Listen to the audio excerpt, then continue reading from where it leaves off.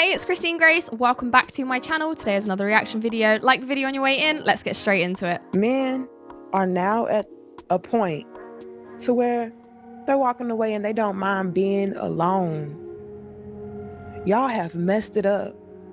Women, a lot of us have messed it up. And like I said, even surprisingly to me, like, I was noticing and seeing so many men, like, I desire family, I desire commitment, I desire marriage, I desire to have a woman, I want to provide for a woman, take care of a family. Like, men have been wanting that.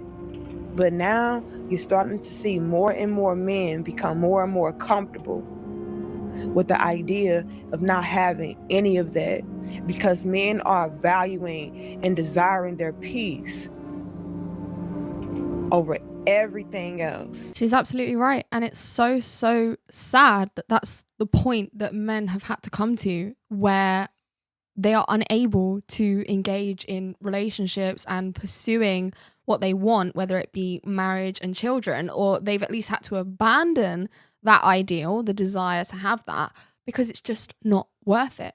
And on the flip side, I have to say good for them for putting their peace first, because you shouldn't have to compromise on your inner peace, your inner comfortability with your existence, just to have more people in your life. It's not worth it. Peace is so important. So, I understand why we've got into this situation, but I'm still really sad about it, because it does mean that the sexes are further apart. People aren't going to come together anymore because there's that lack of trust.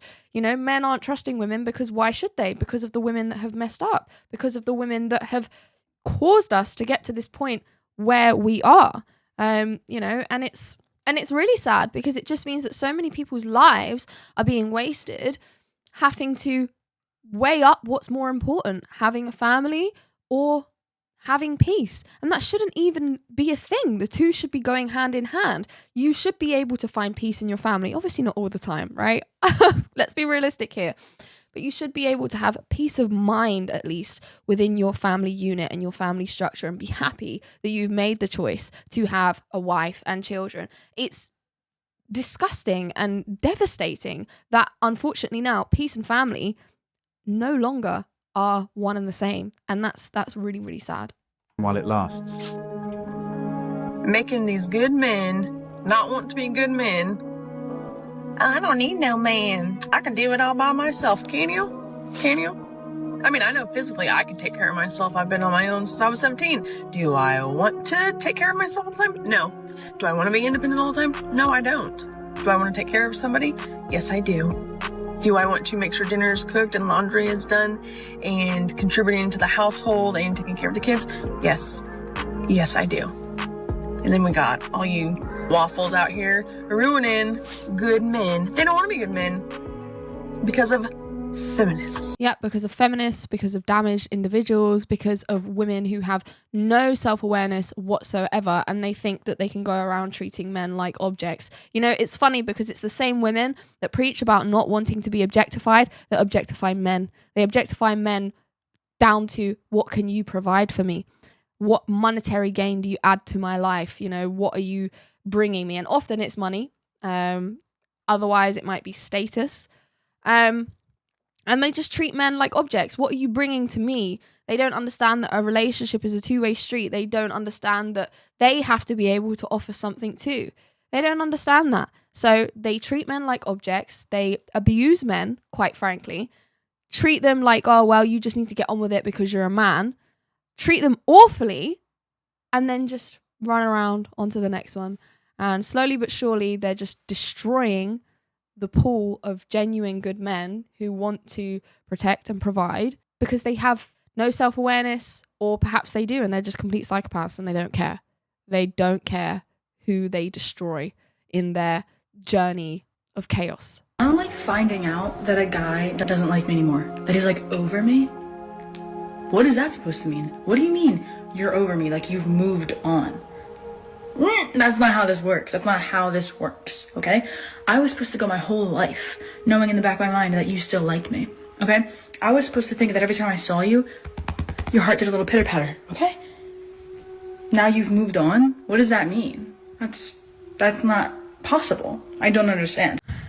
The narcissism here is off the scale. Now, I don't know if she's being satirical. And do you know what? I think I've seen enough TikToks now of these type of women to know that she's not. I think part of my brain just wants to think like, maybe she's like making a joke here. Like maybe she knows how ridiculous she sounds. She's just making a joke about it, because I kind of want to believe that. I kind of want to believe that it isn't as bad as this, but unfortunately, the realistic, logical part of my brain knows that she's not joking at all. She's not joking at all. Women genuinely have objectified and tokenized men like this to the point of, you know, they're just like collectibles, and I'm going to collect these up, and they're going to fuel to my ego and fuel to making me feel good about myself. And I am just this radiant flower that walks the earth, and men just have to bow down to it. This is gynocentrism manifest right here. This is extreme feminism, and what decades of that has done to the female mind, and how it has poisoned the female personality and inflated the female ego to the point where it believes it is genuinely God. It believes it is God and that it is to be worshipped. And it's really, really scary. It's really, really scary. It's really, really sad. It's not going to do anyone any favors. You know, it's destroying men, but at least men are wise enough to say, I'm not going to get involved with that and cut it out of their lives. But these women are destroying themselves inadvertently without even realizing it, because they're the ones who are going to be alone. They're the ones who are going to be upset as to why they don't have loving people around them. They're the ones that are, you know, the reason why people are investing in wine and cat food. You know, they are shooting themselves in the foot, and they don't even realize it, because they are in this inflated, God-like, you know, complex ego that just can't believe it can do any wrong. And that's why I don't blame men for checking out, because what can you do with that? If someone doesn't have the awareness to understand that they are not perfect and that they have flaws, there is no wiggle room there. There's nothing to work with. So why should men try and work with that? A relationship is a two-way street, and you need to be able to have two participating individuals. A relationship is not a worship. It is not a, you know, godlike interaction. It doesn't work like that. And if that is the paradigm from the get-go, no, you shouldn't have to force your way through that to try and see if something good can grow out of it. It's never going to. It's never going to work with these types of women. As a professional matchmaker, I see so many great women get declined by men for really silly reasons. So men, what are the main reasons why you would decline meeting a woman? Post your reasons in the comments attached, and I want to see if my theories are correct behind this. For me? Yeah, it's literally just nothing. As you should. I don't understand how women can't see how unattractive that is. It's so unattractive. It's a cockiness and entitlement. I'm going to say it because let's just get real here, right? Cockiness and entitlement are typically masculine traits. Why? Because typically the man would be served by a woman, you know? So there is, you know, an attractiveness, because the core of it is confidence, right? There is an attractiveness to confidence. Now, I'm not telling women to be self-deprecating to be attractive. That's not what I'm saying. What I'm saying is that these are masculine traits because at the core of them is confidence. So for a guy to kind of have that, you know, you bring a dude lunch, you know, you're dating or whatever, you bring a dude lunch, and he kind of makes a joke like doing what you should or whatever. It's like there's that confidence there that it doesn't translate as the same as women. And call me a sexist, call me a bigot, like whatever you want. It's not the same. It's not the same. It doesn't come off the same.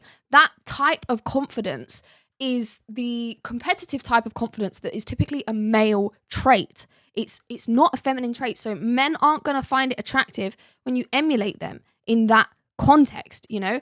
This is extremely unattractive. It shows entitlement, but on the feminine side, which is this kind of, you know, all-sucking kind of leech entitlement that is the world should just come to me and I have nothing to give out. Men's entitlement typically isn't unfounded entitlement. It is typically when they know they are providing, you know, a sufficient amount to another person or a relationship. If the entitlement is coming from a man who does nothing, then obviously we have a different story. But, you know, chances are most men aren't like that.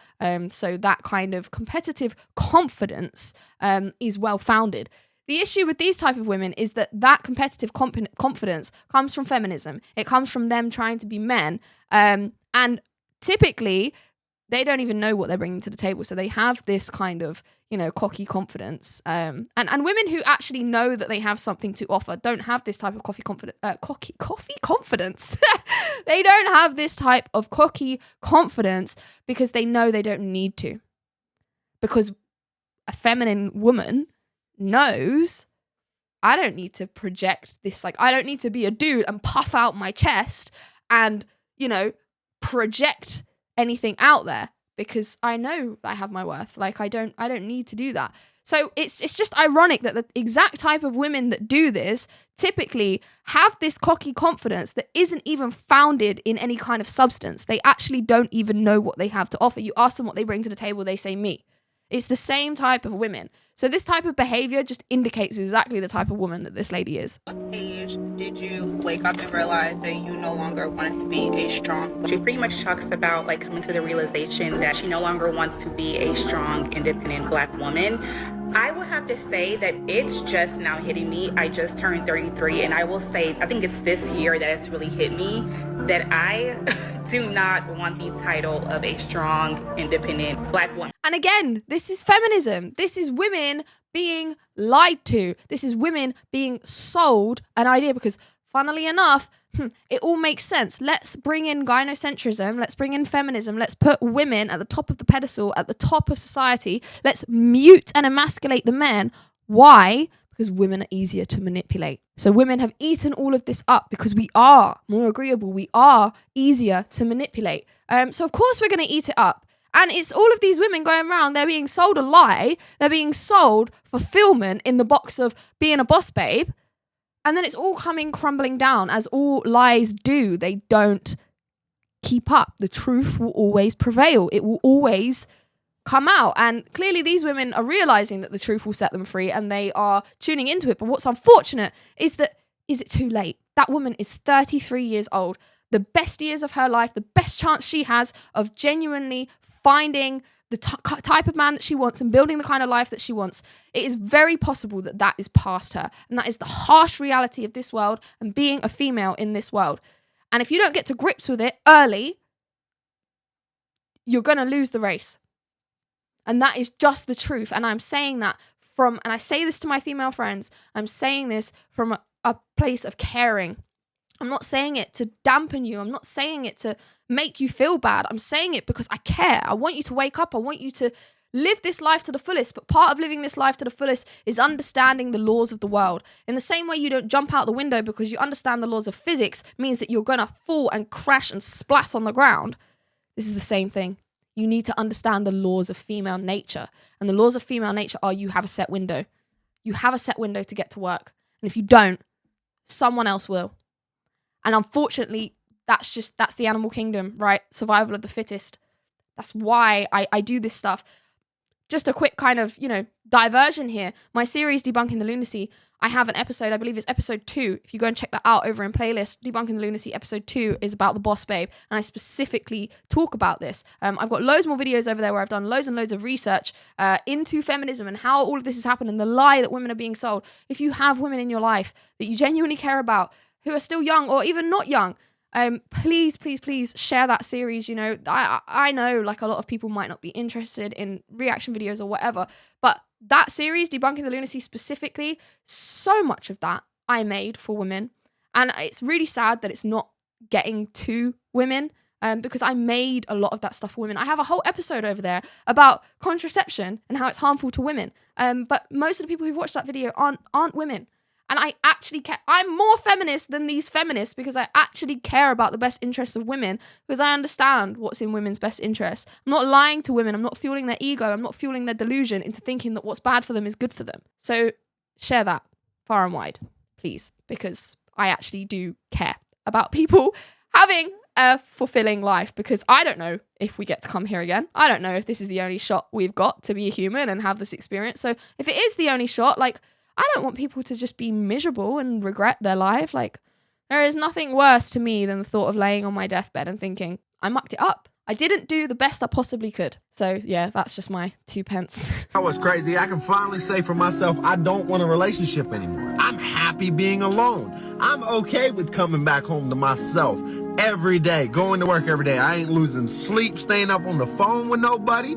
I ain't got to worry about providing for a female, because some of y'all females ain't worth providing for. Because you don't give back to the man that's working his ass off to pay the bills or give you what the fuck you want. While you getting your nails done, he's cutting his fucking hands, getting calloused and shit on them. You know what I mean? It makes no sense, because you gotta be worthy of a good man. You gotta be worthy of someone who's willing to break his fucking back to give you everything he never had. Okay?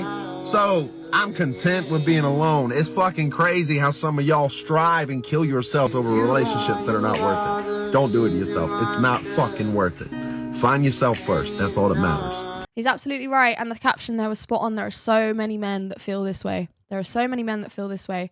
And women aren't talking about it. Women don't care. They don't care. And I can't understand how women can't see how detrimental this is for us. For us. Because we are only cheating ourselves.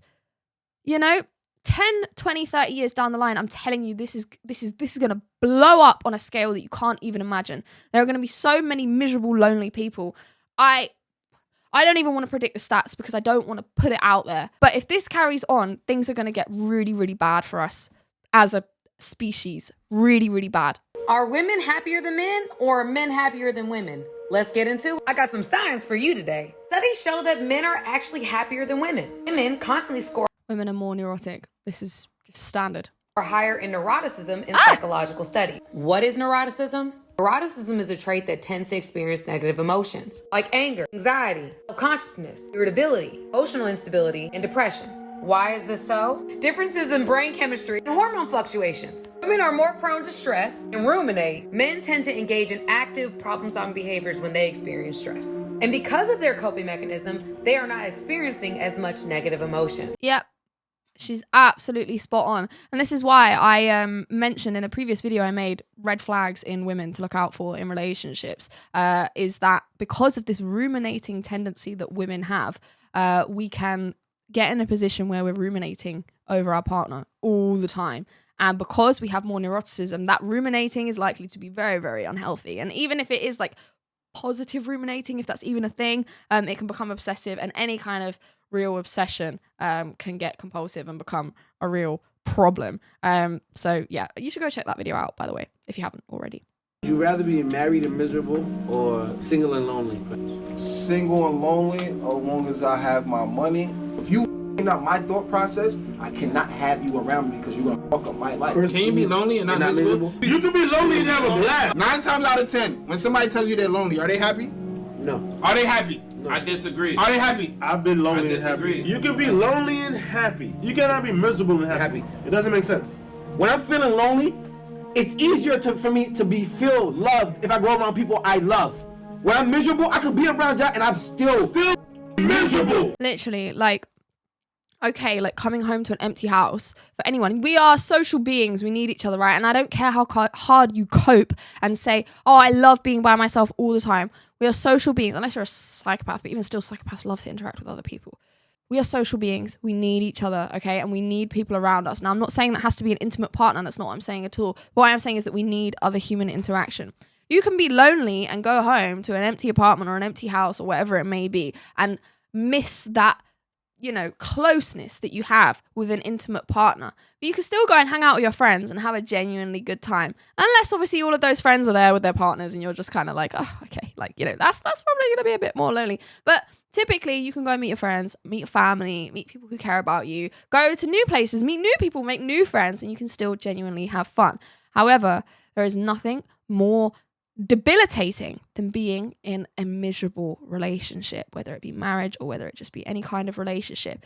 That will suck your life away. You could be in a room full of people and all of that poison is just there in your mind, and you know you're going to have to go back to that. You know that this is the life that you have chosen. It's just debilitating. It's way more worth being lonely than it is being in a miserable relationship. Always, always, always, always. Awful, isn't it? This is why I'm trying to hit it home how important it is that women wake up. Wake up. Forever is a long time. What are you going to do? Oh, I'll buy myself this and I'll do that and I'll just freeze my eggs. Oh, that's the one I heard all the time on podcasts. I'll freeze my eggs and it'll all work out fine. Oh, we're going to have some really interesting interviews coming out in like 20, 30 years. I'll tell you that. You know, the world might be crumbling, but there's going to be some great TV. The key for a man is self-control. For a man, your body sometimes speaks against you. It will crave, pleasure all the time. Your key to successful mental health is complete and utter self-control. Control what you consume. You don't watch everything. You don't go into every desire. You control who you put yourself into. Now, when a man practices self-control, he becomes such an unshakable being, because none of his friends can make him drink alcohol if he doesn't want it. No woman can make him spend money on her if he doesn't want to. He becomes indispensable as a man. So self-control, I really believe, is the root of a man's self-esteem. And that's what men are doing. Men are taking back their self-control. They're not falling for these games anymore. They're choosing peace over chaos. They are looking at what's in front of them and they're saying, no, I'm not going to engage in that. I'm not going to let you use and abuse me and rinse me for all I have, because I actually have self-worth. I have self-value and I'm all for it. We're seeing more and more and more influencers, male influencers coming up, and they're preaching, don't drink alcohol, don't do drugs, work on yourself, go to the gym, learn new things. This is great. For a long time, and perhaps it was before my generation, this wasn't really a thing.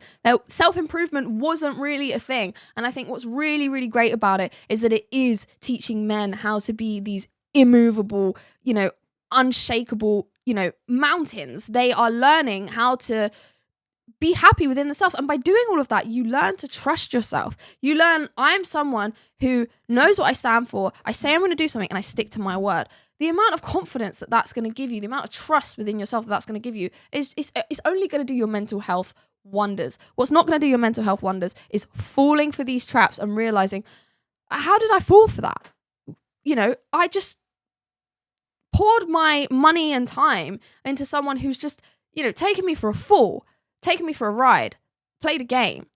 That's not going to do you any help. It's not going to do you any help. Now, I'm not saying don't engage at all, but I am saying just be so careful, because it is so dangerous out there at the moment. The problem with young women in today's generation is off the scale. The amount of female narcissism I see, when I just look at like female influencers, occasionally I'll take a look at like who's popular and stuff like that. And I follow a few, don't get me wrong, because I'm a girl, so there's some stuff in there that's relatable, right? But sometimes I'll see a video and I think like, this is it right here. It's people like this, girls like this, with this amount of influence on other young girls, that it's like, this is it. This is the problem right there. So, okay, there might be some videos on a girl's page, and, she's talking about handbags and which handbag she prefers and why. And I'm like, oh yeah, I can relate to that, right? But then there'll be another video where she's talking about how she's on a date and she's only on that date because the dude that she wants isn't replying. It's stuff like that I see, and these people have got millions and millions of female followers that I'm like, this is it. Because all the comments are other girls saying, yeah, that's so funny. No one's saying, that's not right. So it's not okay for men to objectify you, but it's okay for you to objectify and commodify men. It's so bad. A few years ago, I thought that I had it all, and there was something missing from my life. So I ended things with the guy who treated me like a princess and would have been the best husband to me. And I started chasing this feeling that was never matched. That unexplained feeling that she could do better, that's called hypergamy. Red pill guys have been talking about it for years. It's the woman's biological need to always look for the best possible mate she can find. Mm-hmm. A lot of women are always looking to trade up. It's biology, it's psychology, it's in their DNA. It's science. In the same way it's in a man's DNA to spread his seed. So in the same way that men need to learn self-control if monogamy is going to work, and this is all down to you. If you're someone who believes in the ideal of monogamy and wants to work towards that, you need to understand that it is an ideal and there is always going to be that struggle kind of going on. You know, in the same way that men need to have the self-control with regards to their lust and sexual desire, for women, it's hypergamy. Okay? And this is why the two of you need to be awake and conscious to understand your natural biological predispositions and the natural, you know, drives and, you know, all of the Freudian sexual psychology that's going on behind the scenes that's driving the mammalian part of your brain. You need to understand that all of that's going on in the frontal part of your brain to be able to try and control it. You know, and be aware that the other person is also trying to control too. Because too often, women are completely unaware that this is going on below the surface. And they tell men that they're dogs for having their, you know, biological drives. But they don't realize that we too are dogs. And we too have these things going on and driving us that aren't particularly attractive. In the same way a man who sleeps around isn't attractive to a girl who idealizes monogamy. You know, a woman who's constantly trading up isn't attractive to a guy. But girls can't see that yet. That double standard is still there, and that's why feminism is so sinister, because that's what's driving all of this. Why do women regret leaving this type of guy?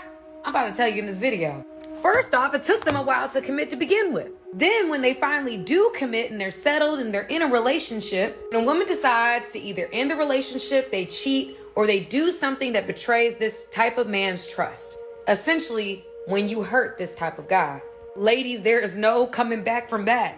It's almost an impossibility. I'm not gonna lie, she hit the nail right on the head. A lot of women realize that they got a good man, but that's just not enough. I'm almost convinced that a lot of women out there don't want a good man. They want somebody that's toxic or somebody that got a little toxic in them. That's why. Yeah, dude, you're right. You're absolutely right. And the problem is everything. So let's not take away from accountability of an individual. I'm going to come back to that. But the problem is society as a whole and feminism and the whole idea of instant gratification. It all started with the advancement of technology. You know, you used to have to write bloody letters to people. You used to have to be able to have some kind of delayed gratification because you might have to wait a week for, you know, a letter to come through in a message in a bottle on a ship or whatever.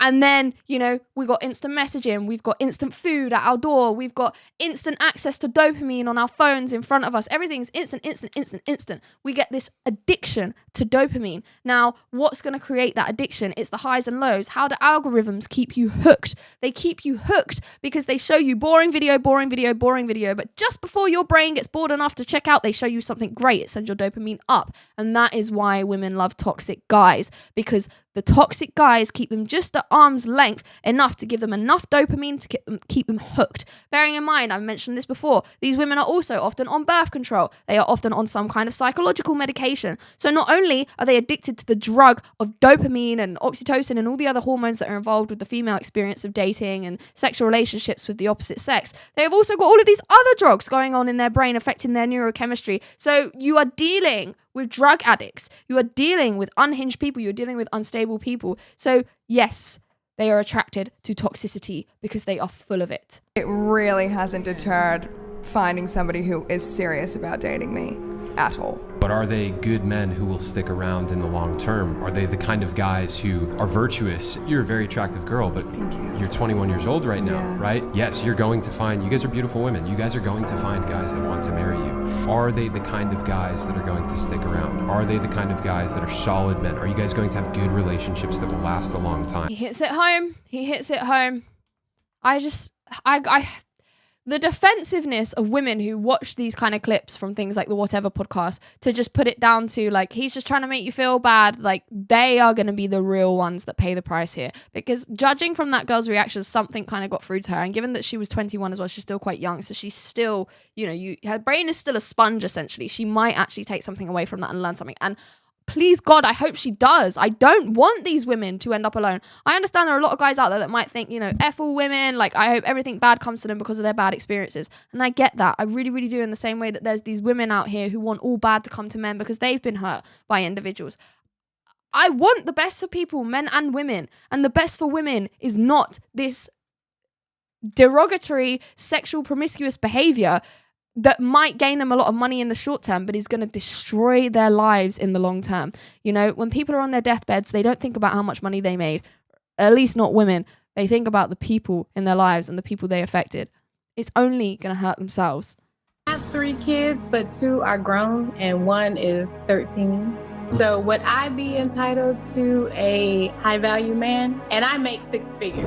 I feel like I'm the exception to the rule. But no, you're not. That's the problem. You all think you're the exception to the rule, but your life is proven to you that you're not.